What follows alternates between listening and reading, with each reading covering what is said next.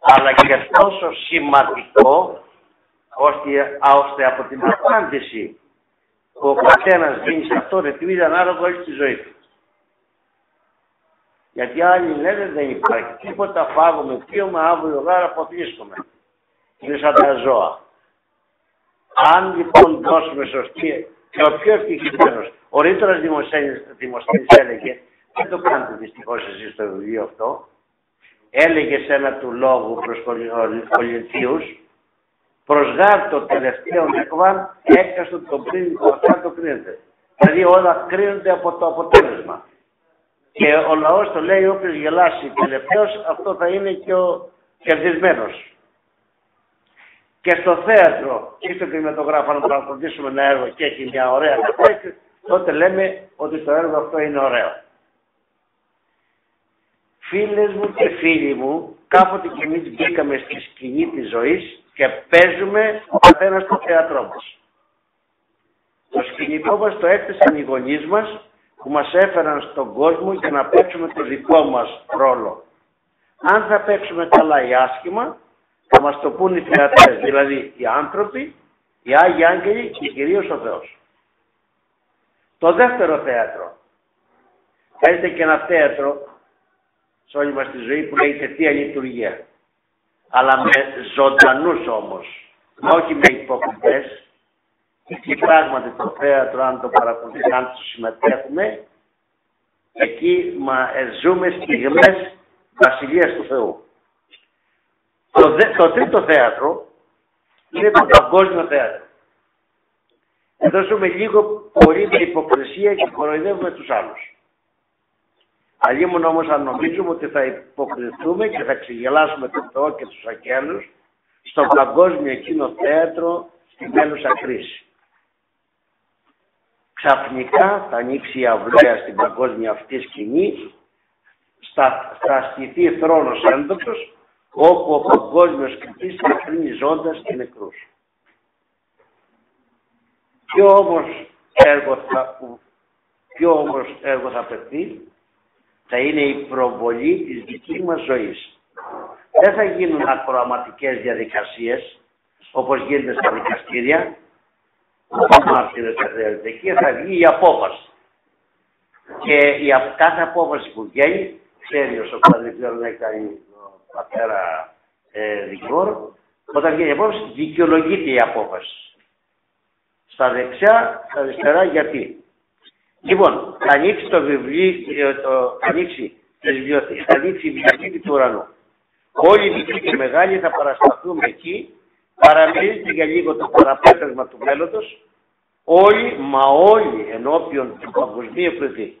Άλλοι παραπέσονται δεξιά και άλλοι αριστερά. Να κάνω μια διευκρίνηση. Το δεξιός και εξεβονίμων, όπως λέγεται. Το δεξιό σημαίνει αυτοί που στη ζωή αυτή έδειξαν δεξιότητα. Δεν είναι της δεξιάς ή της Νέας Δημοκρατίας ή του κέντρου ή της αριστεράς. Θα εξηγούμε, το δεξιό σημαίνει, εκ δεξιών, είναι αυτοί που έδειξαν, δηλαδή αξιοποίησαν τον λίγο χρόνο αυτό. Ενώ το εξεβονίμων, ενώ έχει ωραίο όνομα, ευώνυμος, καλό όνομα, είναι το αριστερό χέρι, το αδύνατο χέρι. Αυτοί που δεν μπόρεσαν να αξιοποιήσουν τον χρόνο αυτό, μόνοι τους θα τοποθετηθούν εξεβονίμων. Ξέρετε, το ευώνυμο είναι μια αντίφαση που λέμε, όπως λέμε εύξηνος πόντος, ειρηνικός ωκεανός, ποτέ δεν κάνει στον ειρηνικό ωκεανό ησυχία, εύξηνο πόντος λέγεται μαύρη θάλασσα κανονικά. Λοιπόν, πρώτη ένσταση όμως εδώ για να γίνει λίγο έτσι ενδιαφέρον. Γιατί δεν γίνει αυτό το παγκόσμιο δικαστήριο? Γιατί είναι ανάγκη να γίνει? Πρώτον, διότι μας το έχει πει το λάθος στο στόμα του Κυρίου μας. Δεν χρειάζεται να ζώμαστε άλλη μαρτυρία. Αλλά θα αρχίσετε όμως όλοι αμέσως να πείτε, μα υπάρχει δικαιοσύνη? Πώς λίγο ότι γίνεται καθημερινά? Αυτά φτάνουν στο δικαστήριο. Τα περισσότερα μπαίνουν στο αρχείο. Είτε δεν μπορεί η δικαιοσύνη να τα φέρει, είτε τα καλύπτει, τα συγκαλύπτει. Αλλά κι όσα φτάσουν στο δικαστήριο, οι δικαστές Αν πούμε ότι δεν είναι καλή, να κουκουλώνουν κλπ. Αν όμως δεν ακούγεται εκεί, Όχι, απλά μου έλεγε πιο απλά. Να το καταλαβαίνεις ότι αμήν, θα τα λέω πιο αργά, πιο απλά. Στο δικαστήριο που πάμε. Καταλαβαίνεις.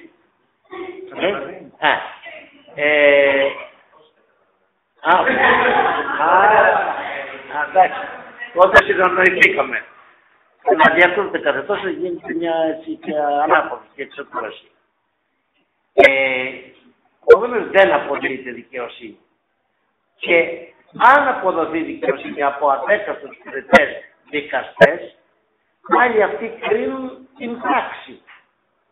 Το κίνητρο, το βαθύτερο αίτιο της καρδιάς, που είναι η καρδιά τι. Από την καρδιά προέρχονται όλα. Δηλαδή, ποιος μπορεί, ποιο δικαστήριο να δικάσει την περηφάνεια, τη συκοφαντία, την απιστία, τη λεμαργία, τούτο, εκείνο, την κατάκριση κλπ. Κάνει κανένα δικαστήριο. Επομένως της πράξης. Αλλά πόσα εγκλήματα. Τώρα βλέπουμε εδώ οι μεγάλες δυνάμεις, οι μεγάλες ότι ενδιαφέρονται για να προκατασταθεί η δημοκρατία, μάλλον πολύ μακριά, στη Λιβύη και σε άλλες. Αυτά είναι φαινόμενα. Το πραγματικό κίνητος είναι ποιος θα ελέγχει τα πετρέλαια της Μεσογείου, τα γάζει, διότι η Λιβύη έχει πλούτο ορυκτό, όπως και η χώρα μας έχει πλούτο ορυκτό. Επομένως, βλέπετε ποιος ξεσηκώνει. Ποιος θα δικάσει τον Ομπάμα ή τον Σαρκοζή ή τη Μέρκελ ή που ξεσηκώνει τον κόσμο ή τον Καντάφη, ξέρω εγώ.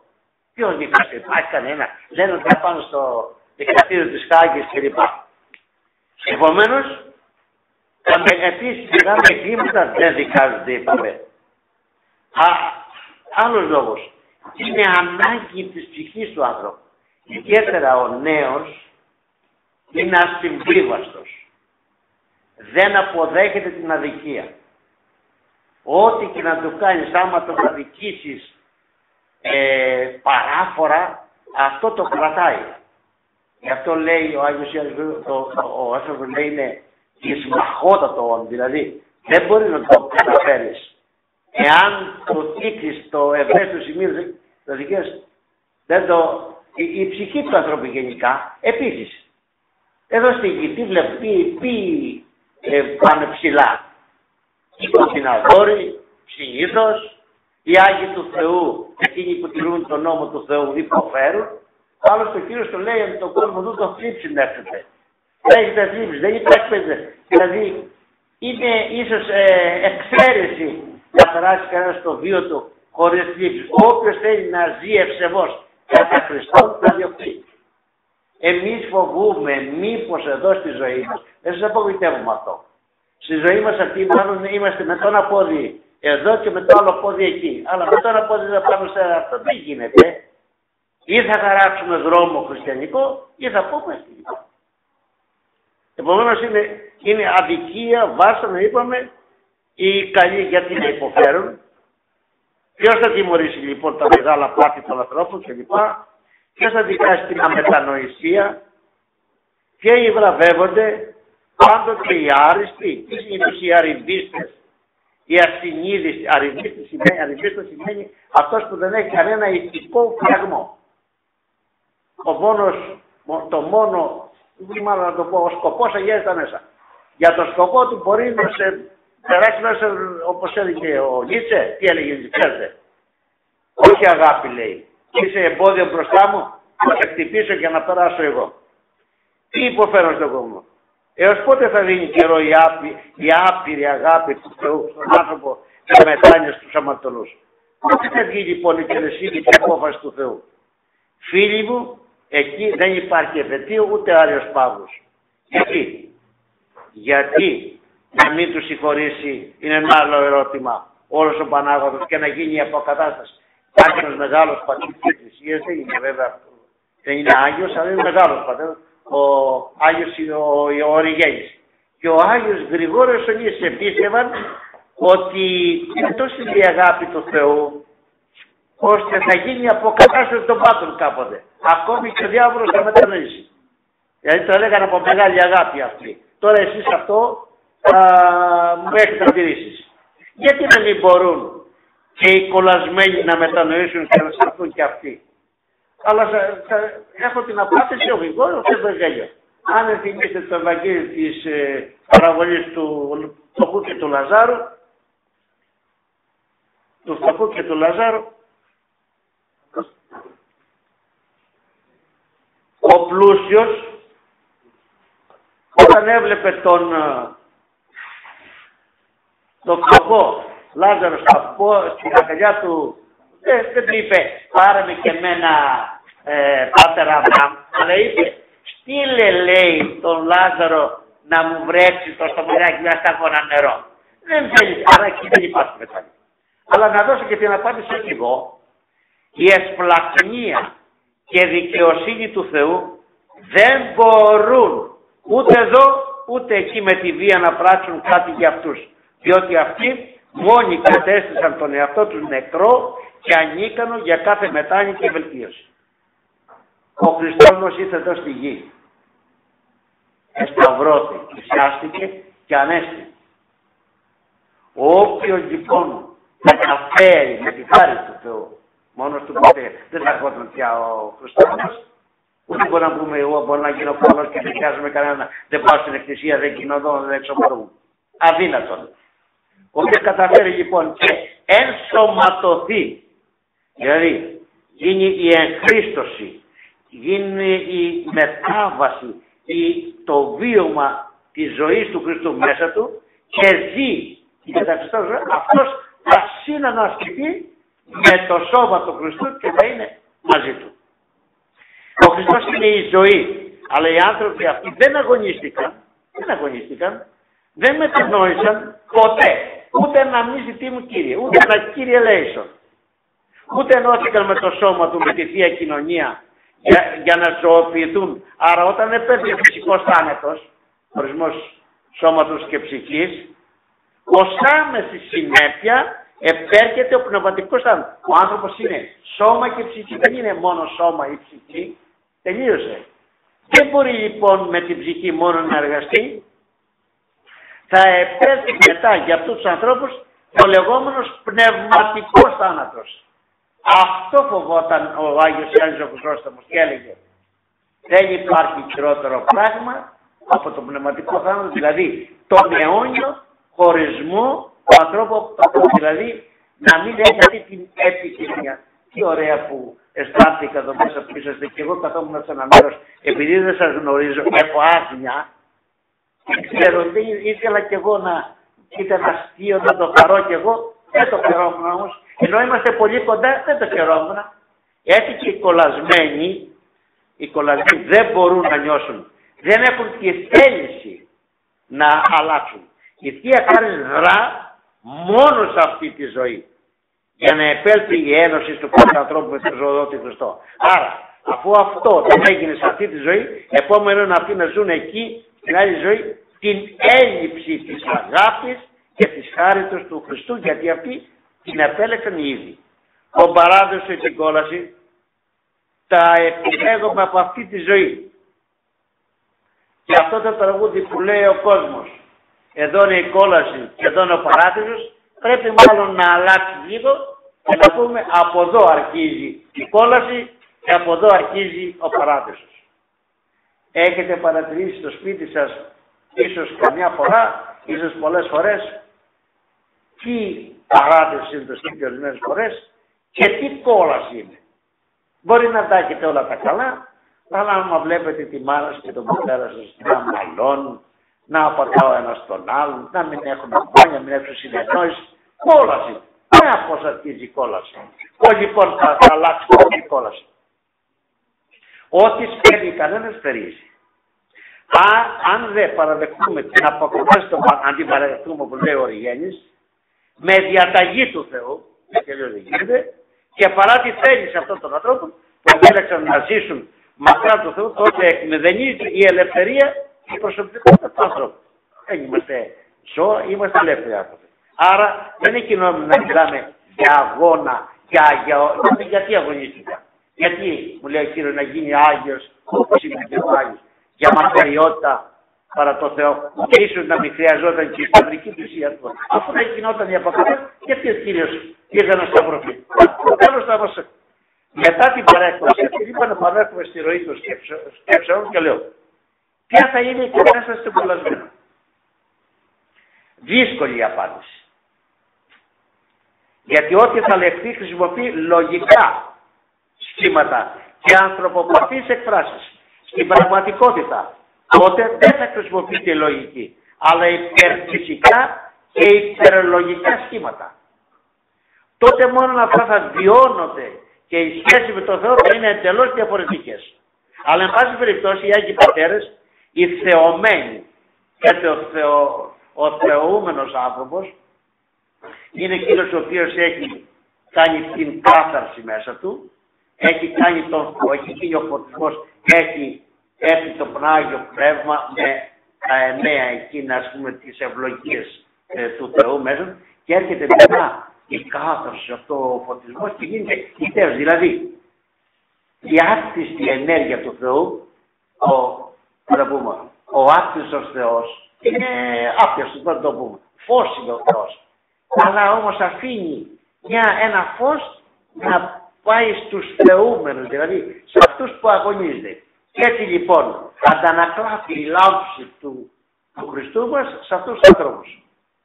Θυμάστε λίγο στην μεταμόρφωση που για λίγο ο Κύριος σιγά έλαμψε το πρόσωπό του, λέει ο Σίλιος, και τα ρούχα του σακιώνει και τότε οι μαθήτες κάφασαν.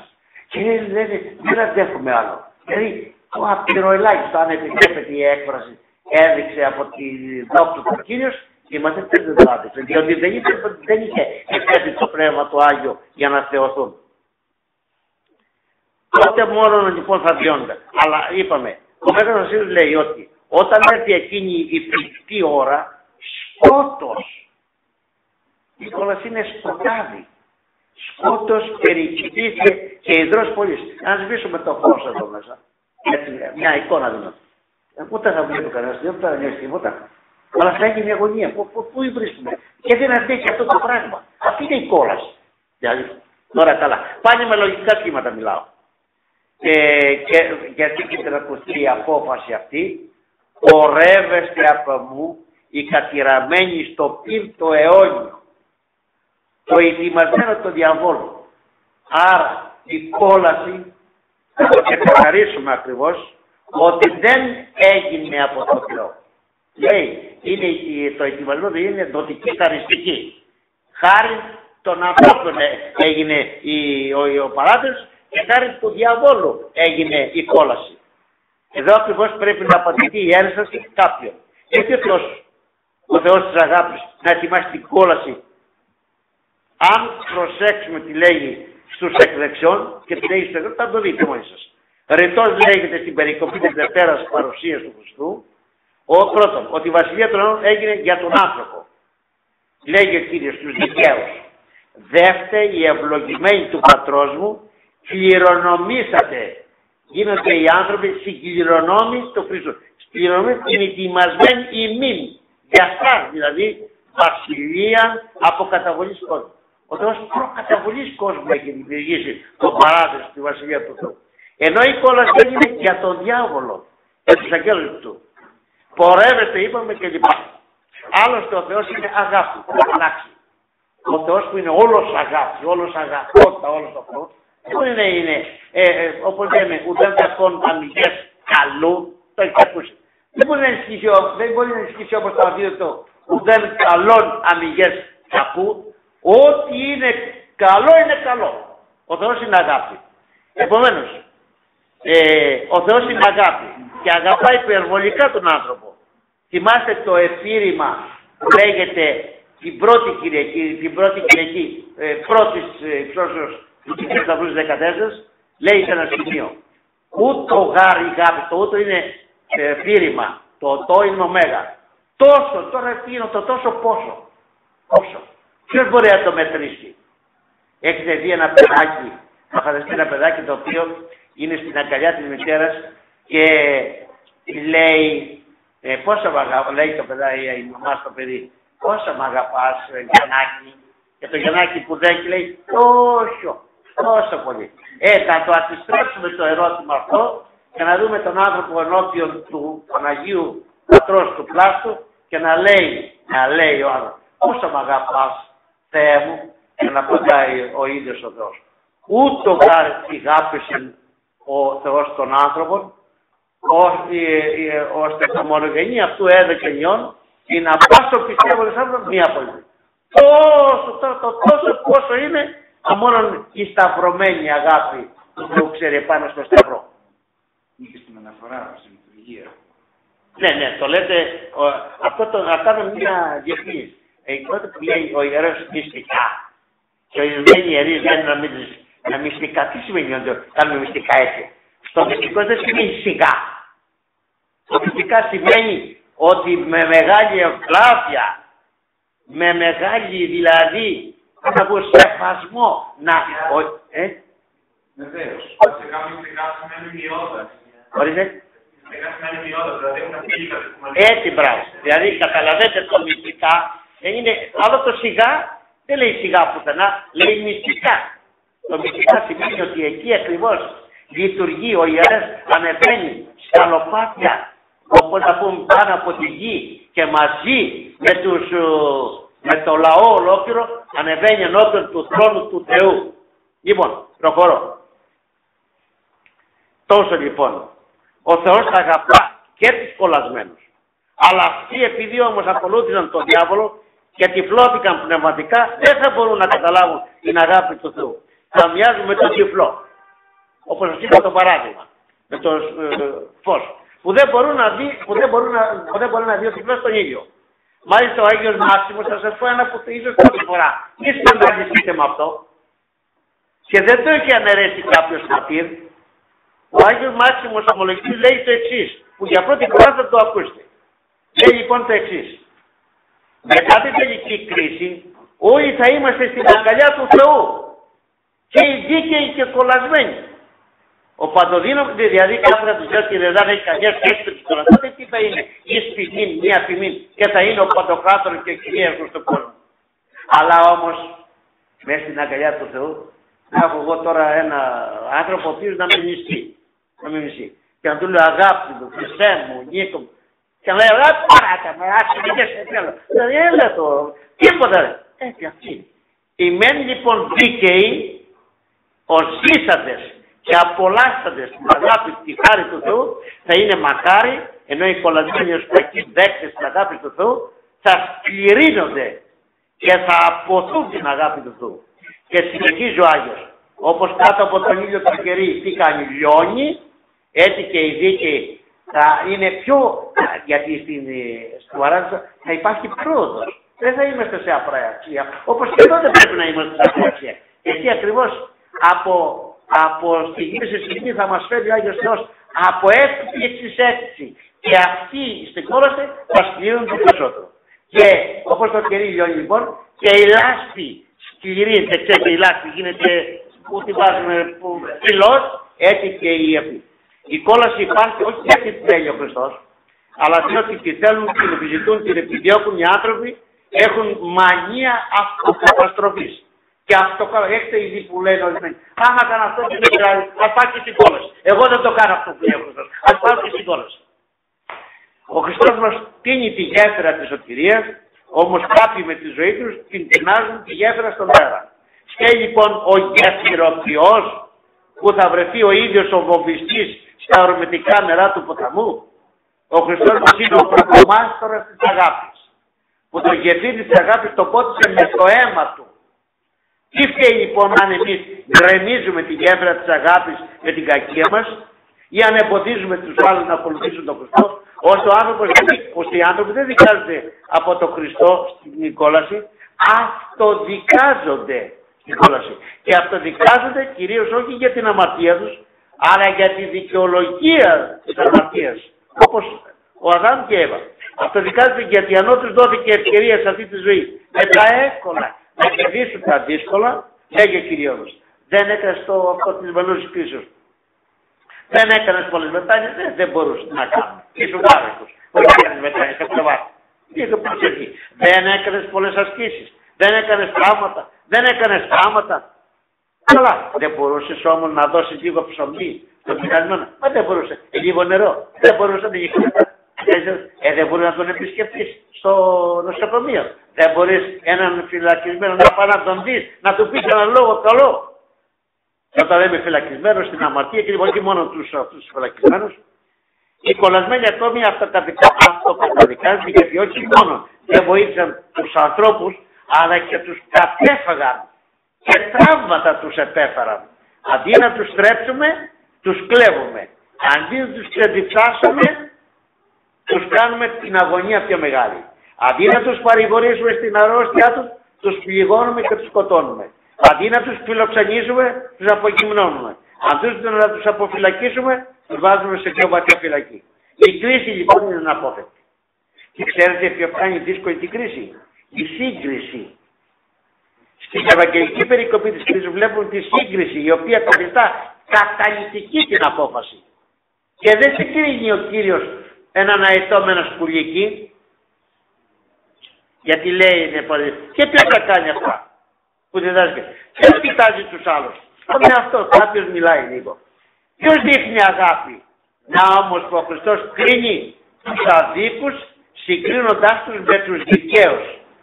Θα ήταν αδικία να συγκρίνεις τον αετό με το σκουλίκι. Είναι όμως δίκαιο να συγκρίνεις ομοειδή και ομογενή πράγματα. Αυτό που πάθει ο Χριστός. Λέει, άνθρωποι ήταν οι δίκαιοι, άνθρωποι ήταν και κολλασμένοι. Και λέει, επήρασαν λέει στους μεν και εδώ κατέβει και τα υπόλοιπα. Στους άλλους όμως λέει, επίναζε και δεν κατέβει. Επομένως, δεν ήταν η πρώτη αετή και η δεύτερη σκουλίκια. Τέλος, οι κολλασμένοι θα αυτοκαταδικαστούν γιατί δεν διέκριναν τα πρόσκαιρα από τα αιώνια. Εμείς χανόμαστε, αγωνιούμε, μας πιάνει αγωνία, αγωνίζουμε τώρα η κρίση, θα γίνουν τα παιδιά μας. Ασφαλώς υπάρχει κρίση, αλλά πρέπει όχι να το ρίξουμε στην μερολαπία κλπ. Ακόμη φάνηκαν ότι ήταν ανόητοι και δεν διέκριναν το σπουδαιότερο πρόβλημά τους. Φανταστείτε κάποιος να έχει ένα πονοκέφαλο και να έχει και γάτρενα. Και αυτός δεν έχει παίρνει ασπιρίνες για τον πονοκέφαλο. Μα η γάτρενα τον γέννησε. Αυτό παθαίνουμε όλοι. Παίρνουμε φάρμακα για τον πονοκέφαλο, δεν κάνουμε θεραπεία όμως για την γάτρενα. Φροντίζουμε με όλες μας τις δυνάμεις για τα ποιοτικά. Αλλά ξέρετε τι γίνεται φίλοι μου και φίλες μου? Όλα τα κημητήρια είναι γεμάτα. Όλα τα κημητήρια είναι γεμάτα από αυτούς τους ανθρώπους που έχουν αγωνία. Που δεν πρόφτασαν να τελειώσουν τις υποθέσεις τους. Προχθές είχαμε ένα φοβερότατο εδώ στην Αγία Σοφία. Μία κηδεία μιας κοπέλας, 43 νερά που λέει, έφυγε στα 28 της χρόνια. Ποιος το πίστευε αυτό? Αυτά γίνονται στη ζωή. Αυτά γίνονται στη ζωή. Λοιπόν, και το φάρμακο και τη διάκρινα ποιο είναι? Η αγάπη. Δεν διέκριναν τον λόγο των ανθρώπων από τον λόγο του Χριστού. Το λόγο των πολιτικών τον προσέχουμε. Ανοίγω την τηλεόραση, τι θα πει ο Παπανδρέου, τι θα πει ο Σαμαράς, τι θα πει η Παπαρίγα, τι θα πει πώς λένε οι άλλοι, η Συμμαχία, η Αριστερά, η αυτή κλπ. Για τον λόγο του Θεού αδιαφορούν. Και πώς θα είναι η κόλαση? Θα είναι πείρα με ψιλογιώτα. Εμπειρία. Αλλά τι εμπειρία? Άπειρη, δηλαδή ατελείωτη. Και όχι μόνο θα είναι άπειρη, θα είναι και έμπειρη με ύψιλον. Αυτή με ύψιλον. Δηλαδή φωτιά, όχι στα καζάνια, και η κόλαση θα είναι μία. Δεν είναι μία. Πρώτη κόλαση. Είναι αυτή που ζει κάποιος αυτή τη ζωή, που σας είπα το παράδειγμα. Είναι η τύψη συνειδήσεως. Είναι το κακό που κάνουμε. Είναι η διαρκής, η τυραννική μνήμη της αμαρτίας. Δηλαδή, το να μην μπορείς να ξεχάσεις να... Εγώ πολλές φορές πετάγομαι στον ύπνο μου. Θα την πω ότι έκανα. Αυτό το μαρτύριο, έτσι καλά, ευτυχώς πάω στο πνευματικό και σβήνουν αυτά. Αυτό το μαρτύριο θα την κυνηγάει συνεχώς. Αυτό το κατηγορό του εαυτού μας εναντίον του ίδιου του εαυτού μας. Να η κόλαση αυτή τη ζωή που μπορείς όμως να την αποφύγεις με τη μετάνοια για να συνεχιστεί και στην άλλη ζωή αυτή η ωραία. Δεύτερη κόλαση.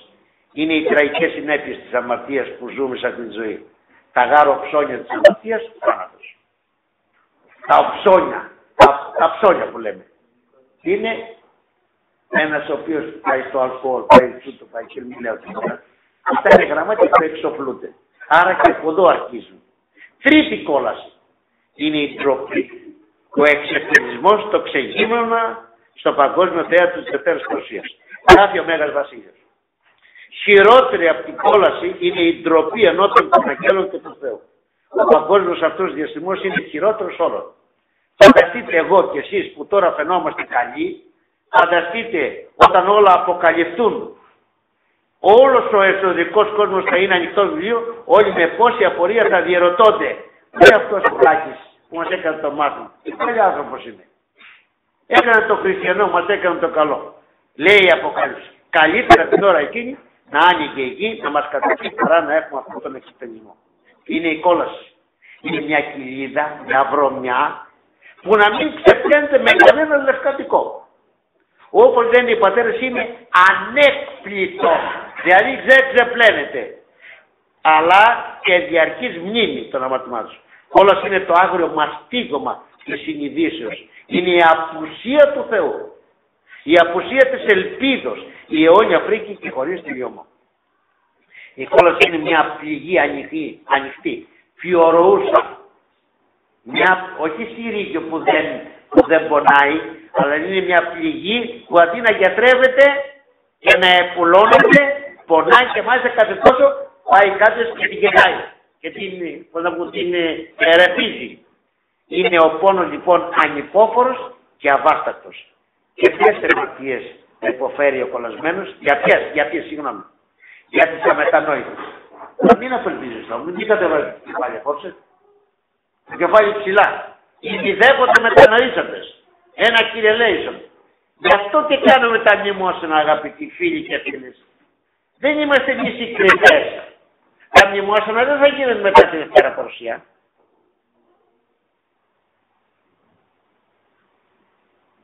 Τα μνημόσυνα γίνονται τώρα γιατί εμείς δεν ξέρουμε πού πάνε οι μεν και οι δε. Στο έδρος του Θεού πάνε. Γι' αυτό κάνουμε τα άλλωστε τα μνημόσυνα είναι και μια υποχρέωση, στοιχειώδης υποχρέωση, αφού λέμε ότι είμαστε αδελφοί, στρατευωμένοι και η διαβέβαιση εκκλησία, συναντώμεθα όλοι στο υπερουράνιο εκεί πληκτήριο με την ενέργεια του ιερέως που είναι όργανο εκεί τη στιγμή και εκεί ακριβώς όπου είναι η Παναγία μας, ο Χριστός μας, οι άγγελοι, οι μάρτυρες, όλοι αυτοί μιλούμε τώρα και τον παρακαλούμε να δώσει το ελαιός του. Αυτή είναι η μνημόσυνα. Αλλά στην Ελλάδα δεν υπάρχει τέλος. Λοιπόν, για τα μετανόητες είπαμε. Γιατί όποιος ναι, έλθος. Ναι. Κοιτάξτε να δείτε. Είναι και αυτό, όπως είναι ένας φυλακισμένος και πάει ένας και επισκέπτης και αυτό είναι, να πούμε, ένα διάλειμμα χαράς. Αλλά μας εξαμάχει. Αλλά εμείς είμαστε. Γι' αυτό ποτέ δεν πρέπει να κατακρίνουμε και να λέμε αυτός ήταν πανιάτοπος. Ξεβρώμισε ο τόπος από αυτόν. Ποτέ. Συγγνώμη. Ποτέ. Ξέρετε η κατάκριση, εδώ υπάρχουν μεγάλοι μοναχοί, οι οποίοι δεν ήταν μεγάλοι εισάλαβρα, αλλά υπάρχουν μοναχοί οι οποίοι δεν κατέκριναν άνθρωποι, είχαν τον Πετρό μου τον Μακαριό. Ο Παναγιώτης Παναγιωτόπουλος, θεολόγος, ο οποίος έζησε μέχρι 85 ετών, δεν κατέκρινε ποτέ άνθρωποι. Εγώ που είμαι εδώ είμαι ο πατέρας. Και ο άνθρωπος δεν κατακρίνει και κάνεις, δεν κατάλαβες. Δεν κατάλαβες τι, δεν το κατάλαβες καλά. Δεν είχε κατακρίνει, γι' αυτό και λοιπόν, εκείνοι που δεν κατακρίνει, λέει ο κύριος, όποιος κατακρίνει, ναι. Όχι, ναι, δεν πειράζει. Ναι. Μου θυμήσατε μια ιστορία από το γεροντικό. Υπήρχε ένας μοναχός, ο οποίος είχε τον υποτακτικό του. Ο υποτακτικός είναι, θα να λέμε, πώς να το πω, ο κατώτερος, ο ειδηλέτης. Είναι ο μαθητής του. Ο μαθητής του. Κάποια στιγμή ήταν ο γέροντας, λοιπόν, και υποτακτικός. Και κάποια στιγμή, λοιπόν, λέει ο γέροντας στον υποτακτικό του, ότι σε παρακαλώ πετάξου εδώ στην πόλη να πάρεις λίγες προμήθειες, να περάσουμε. Εντάξει γέροντα, λέει, να είναι ευλογημένο. Ότι λοιπόν φεύγει από την έρημο υποτακτικός να πάρει αυτή προμήθειες λοιπόν και βλέπει μια μεγαλόπρεπη κηδεία εκεί πέρα, βλέπει ένα του, θα πει ποιος πέθανε. Α, λέει, πέθανε, λέει ο άρχοντας της πόλης, ο βασιλιάς της πόλης. Ο οποίος κατά κοινή ομολογία ήταν αμαρτωλός, έκραζε τον κόσμο, πολιτικός. Λοιπόν, όχι την όλη πολιτική, έτσι οι περισσότεροι. Λοιπόν, και ρωτάει λοιπόν κηδείες, κακό, παπάδες, δεσποτάδες, αρχιεπίσκοποι, εκεί χαμός έγινε. Γυρίζει λοιπόν πίσω στο κελί εκεί με το αυτό και βλέπει τώρα τον γέροντά του να τον έχουν φάει τα λιοντάρια. Να τον έχουν ξεσκίσει τα λιοντάρια. Λοιπόν έκανε προσευχή, παράκτηκε, φοβήθηκε. Σε μια φάση λοιπόν όμως είχε λογισμό. Κύριε, θα μου πεις το γιατί, τελείωσε. Εγώ τώρα έχω πειραχτεί. Λοιπόν παρουσιάστηκε λοιπόν όραμα και παρουσιάστηκε μια φωνή και του λέει ότι αυτός, ο βασιλιάς δηλαδή, κάτι καλό είχε κάνει στη ζωή του και είχε αυτό το τέλος. Ο γέροντάς του λέει, κάτι κακό είχε κάνει στη ζωή του και είχε αυτό το τέλος. Από εκεί και πέρα είμαι εγώ. Από εκεί και πέρα είμαι εγώ, από εκεί πέρα στο. Ούτε και να σου πω δεν θα καταλάβεις. Από εκεί και πέρα είμαι εγώ. Στη συνέχεια αυτό που λέει ο πατήρ Γιάννης, δεν μπορούμε εμείς να παίρνουμε τη θέση του κριτού. Ένας είναι ο κριτούς ο Θεός. Άμα παίρνουμε εμείς το κριτή, ποιος είναι ο ληστής, ότι ο ληστής ή ο Φαρισαίος που πήγε και ο καημένος ο Τελώνης πήγανε μέσα. Ο Φαρισαίος ήταν ο καλύτερος άνθρωπος. Ποιος έδειχνε νοησύνη, ποιος προσευχόταν, ποιος πήγε στην εκκλησία, ποιος νίστευε, ποιος έκανε. Και όμως κατέβηκε και μύθηκε ομένος. Ενώ ο Τελώνης έλεγε, δηλαδή δεν μπορούσε να πάει και λόγο. Και όπως κατέβηκε και δικαιωμένος. Αλλά ήθελα να πω, μην παίρνουμε τη θέση του δικαστή. Δικαστής είναι ο Κύριος. Εμείς θα ζούμε και να μην κρίνετε και να μην κρίνετε. Άμα δεν κρίνουμε θα περάσουμε την πύλη του παραδείσου έτσι ελεύθερα. Τελείωσε. Λοιπόν. Όποιος θέλει να ρωτήσει κάτι. Ναι, να με διακόψετε.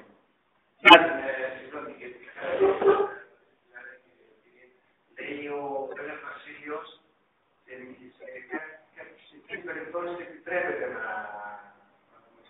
να κατακρίνουμε. Κοιτάξτε, είναι άλλο θέμα αυτό τώρα που λέτε, αλλά ό,τι δημόσιο, δηλαδή κατακρίνουν τον πατέρα Στυλιανό δημόσια.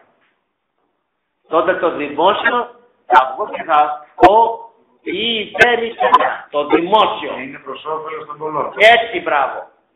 Αλλά να σας πω κάτι. Να πω κάτι και να τελειώνουμε με αυτό, γιατί δεν είναι το θέμα μας τώρα. Ακούστε. Από το πρωί που ξεκινάτε τη ζωή σας, εσείς και εμείς, μέχρι το βράδυ, έχουμε πόσες σκέψεις κατακρίσεως. Και να αποφασίσουμε, τουλάχιστον αυτή τη 40 και να πούμε 40 μέρες κατέκρινα, ας μην κατέκρινα και μια μέρα. 10 χρόνια κατέκρινα, για βάση μέρα. Ας αποφασίσουμε γιατί εμείς θέλουμε λαϊκά δικαστήρια. Όλα τα σπίτια των πατρινών γίνονται λαϊκά δικαστήρια. Δικάζουμε, αναπολόγητους μάλιστα, αναπρόητους. Παπάδες, πατριάρχες, πολιτικούς, τούτο, εκείνο, κοπελίστες και λοιπά. Όχι κύριε, όχι, θα κοιτάξουμε τον εαυτό μας και δεν θα έχουμε χρόνο για να δούμε τους άλλους. Λοιπόν, να προχωρήσω για να τελειώσω και να σας δώσω. Λοιπόν, είπαμε γιατί όταν μετανοήσουμε, μία σταγόνα μόνο. Γιατί έχω και κάτι το αστείο τώρα. Ορισμένοι, όχι τα παιδιά, καταλαβαίνω, μεγάλοι, θέλουν να κοινωνούν τις κοινωνίες πατησιανών, να τους δώσουν μεγάλη μερίδα. Γι' αυτό θα πιάσει τόπο. Ναι. Μία σταγόνα μπορεί να σβήσει όγκων αμαρτημών όσος είναι τα Ιμαλάια. Το έλεος του Θεού είναι τόσο που οτιδήποτε πέσει πάνω στο έλεος του Θεού είναι σαν ωκεανός το έλεος του Θεού. Μην ζητάνε λοιπόν, εμένα μου δεν λέει περισσότερα, δεν μπορεί να λιγότερο. Το παιδάκι που κάνει ο απλός, η λαβίδα, η Αγία Λαβίδα, σώμα και αίμα Χριστού. Λοιπόν, όποιος το μετανοήσει, πόσο κρατάει η κόλαση. Αυτό το ερώτημα που απαντάει ένας γέροντας, τίποτα ερωτά. Πόσα χρόνια κρατάει το πυρ και ο λέει. Παιδί μου, απάντησε ο γέροντας, μπαίνει Θέλεις να καταλάβεις τι είναι αιώνιοτο. Θα το πω έτσι γρήγορα. Αλλά σου λέει έναν ωκεανό. Και ένα σπουργητάκι να πηγαίνει στον ωκεανό κάθε 1000 χρόνια και να βοηθάει να παίρνει μια σταγόνα νερό. Πότε θα τελειώσει ο ωκεανός. Αλλά εγώ λέω ότι κάποτε θα τελειώσει. Η αιώνια κόλαση και ο αιώνιος πάντων δεν θα τελειώσει ποτέ. Κάθε 1000 χρόνια να πηγαίνει εδώ και να παίρνει αυτιά. Από τον ειρηνικό πόνο σας λέω. Λοιπόν, η κόλαση λοιπόν δεν είναι ειδική φωτιά. Μακάρι να ήταν. Είναι η τύψη στην ηλίξεως 1000 φορές μεγαλύτερες και προπάτως αιώνιες. Όλα σημαίνει ο Θεός κλείνει την πόρτα του για πάντα. Όπως τον είπα για τον πλούσιο. Λοιπόν, αδελφέ μου, κλείνει τις πόρτες της αγάπης εσύ εδώ. Θα σου κλείσει και ο Θεός την πόρτα του ελέους. Πού όμως και πότε θα γίνει μέλος αυτής, το πού δεν το ξέρουμε. Παίρνετε ένα χαρτί. Το χαρτί αυτό. Έτσι και θα γίνει ο κόσμος, θα γίνει η κόλαση, οι μέρες αυτές, θα αλλάξει εντελώς. Και θα αλλάξει ριζιδόν το ρί με όμικρο γιώτα. Δηλαδή, όπως κάνουμε τα μάτια μας έτσι, τα βλέφαρα έτσι. Δεν θα το καταλάβει. Όπως ο κλέφτης το καταλαβαίνουμε, κοντά και την νύχτα του. Το που θα γίνει λοιπόν είναι, αφού θα αλλάξει, δεν μπορώ να το πω λογικά σήμερα, θα είναι αλλαγμένος η γη, και αλλαγμένη η γη, ο ήλιος, τα αστέρια, όλα. Πότε θα γίνει, Αύγουστο. Μην πιστεύετε, γιατί κυκλοφορούν κάτι βιβλία χριστιανών, νεωτών και λοιπά και ενός μοναχού εκεί στην Κόρδο, κάπου ήταν ένας άξιβος λεγόταν, αυτές είναι ιδέες. Απατεωνιές για να πάρει λεφτά. Απατεωνιές είναι. Αφήστε οι χιλιαστές που έχουν διαψευστεί 1000 φορές. Από το 2014, 2018, το 2036, τότε και λοιπά και λοιπά. Αλλάζουν κάθε φορά. Πότε θα γίνει, Αύγουστο, τον Ορθό στο χέρι. Λέει ο ίδιος ο Κύριος, σαν Υιός ανθρώπου, μόνο ο καθήρ μου ξέρει, λέει. Και πότε θα γίνει για μας, είναι η ώρα του θανάτου. Η μερική κρίση. Και επειδή δεν την ξέρουμε την ώρα του θανάτου, γι' αυτό είναι άγνωστη. Άρα, άγρυπνη. Όχι χωρίς ελπίδα. Όχι χωρίς αγώνα. Όχι χωρίς επίστη. Αλλά η ώρα του θανάτου να είμαστε έτοιμοι. Να έχουμε τα μπογαλάκια μας. Γιατί τότε φεύγετε από εδώ πως ετοιμάζετε να πάτε στη μάνα και ο πατέρας και όταν είναι γεμάτη μπογαλάκια, όλα αυτά που σας κάνει η μάνα σας κλπ. Να του περάσει τη εβδομάδα, το μήνα κλπ. Τέτοια εφόδια πρέπει να παραμείνουν. Αν λοιπόν είμαστε έτοιμοι, και κάθε στιγμή να είμαστε έτοιμοι. Κάθε στιγμή.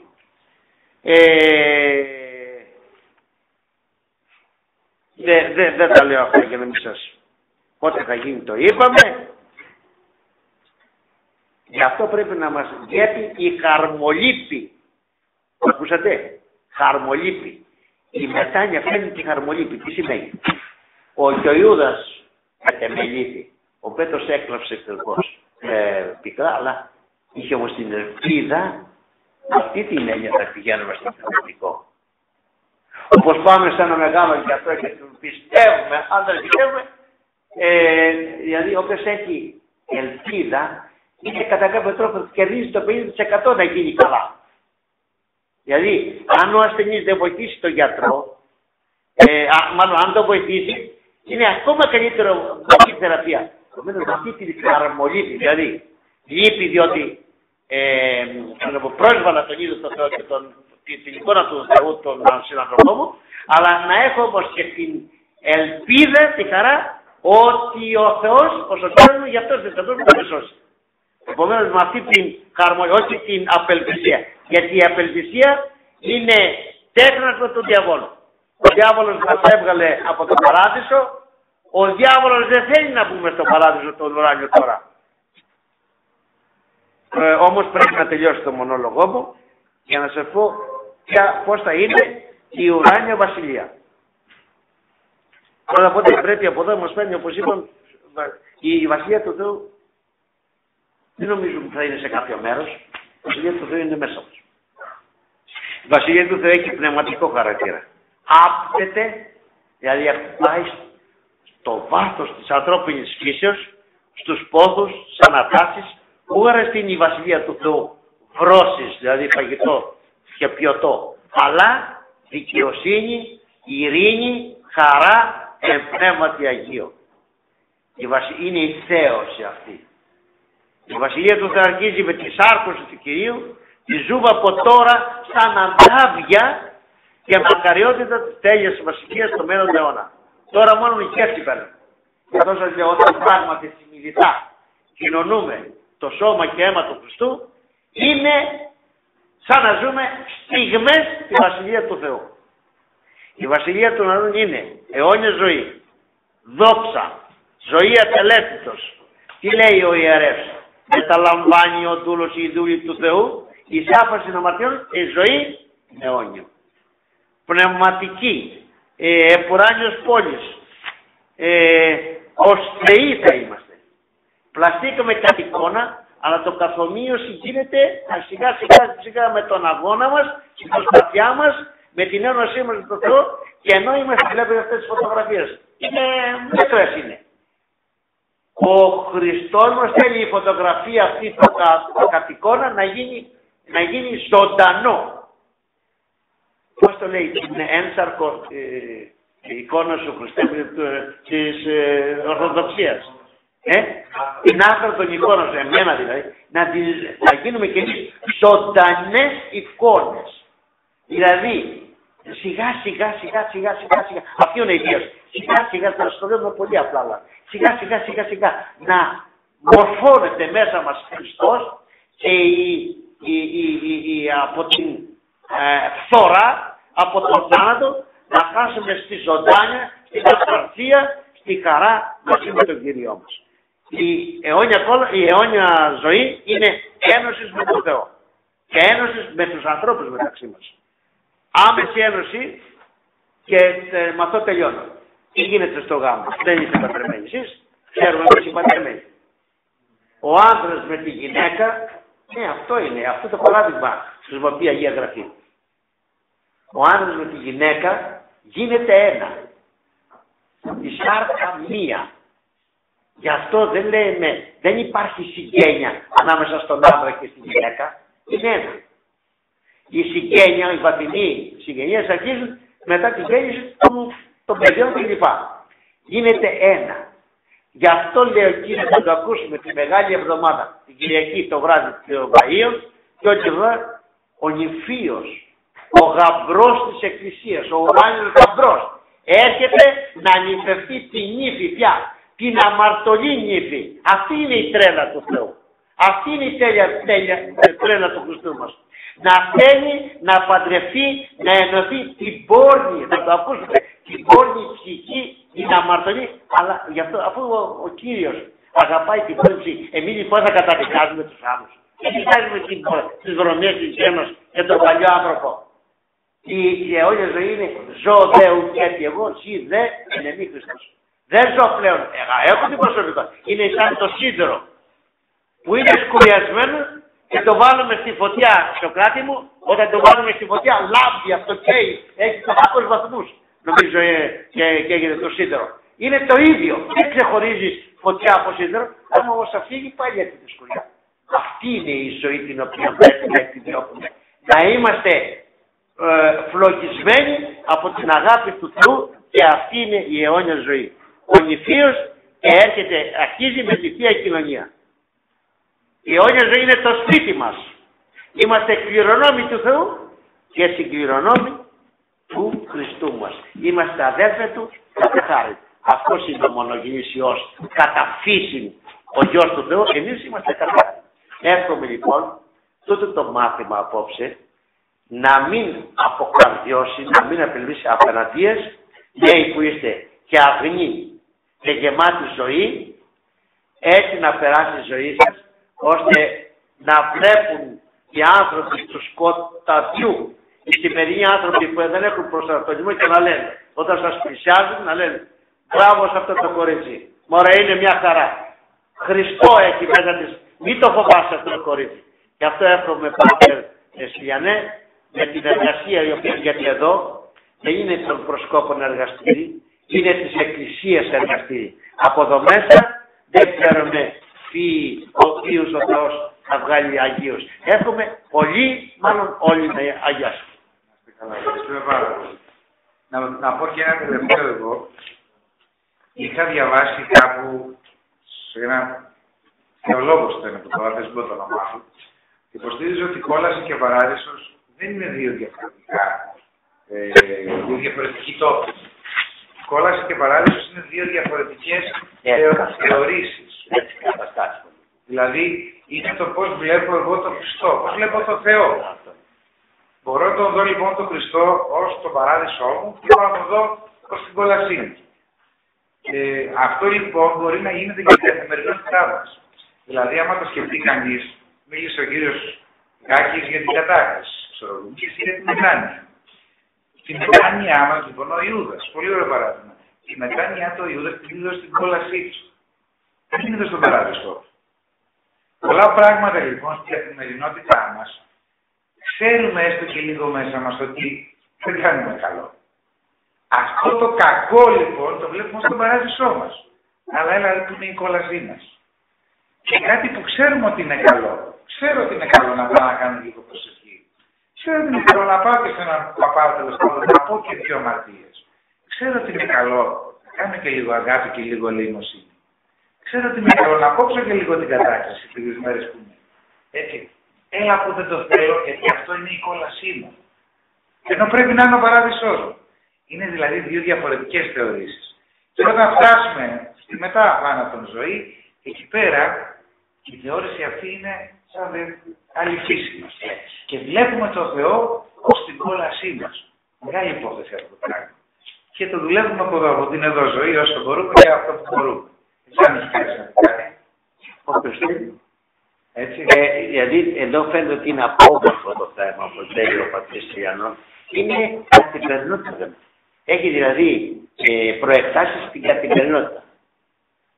Ωραία. Δεν ξέρω αν έχει κάποιος να πει κάτι. Εγώ να σας ευχαριστήσω. Ήταν χαρά και τιμή. Έχετε πάντα την πρόσκληση, έτσι πάντα πολύ. Λοιπόν, σας ευχαριστώ και όλους που ήρθατε.